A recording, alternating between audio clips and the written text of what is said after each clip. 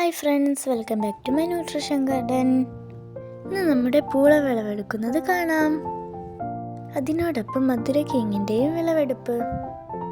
8 ബക്കറ്റിലാണ് പൂള നട്ടത്. പിന്നെ പച്ചക്കറി കൊട്ടയിലുമാണ് നട്ടത്. 8 ബക്കറ്റിൽ നട്ടതിനാൽ ഒരുപാട് പ്രതീക്ഷയോടെയാണ് വിളവെടുത്തത്. പക്ഷേ 2 പാത്രത്തിൽ നിന്നാണ് കിട്ടിയത്. മറ്റു തൈകളെല്ലാം വളരെ ആരോഗ്യത്തോടെയാണ് ഉണ്ടായത്.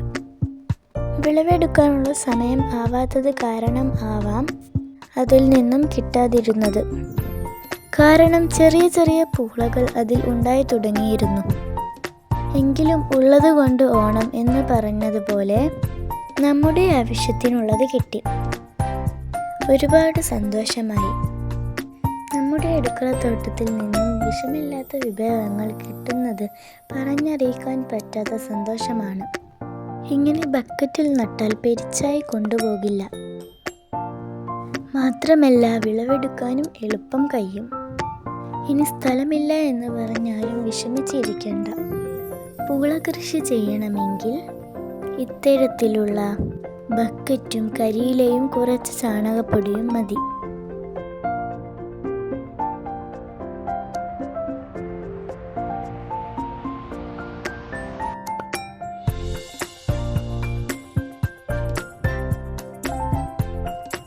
വീഡിയോ ഇഷ്ടമായാൽ എല്ലാവരും സബ്സ്ക്രൈബ് ചെയ്യുക, ഷെയർ ചെയ്യുക, കമൻറ്റ് ചെയ്യുക.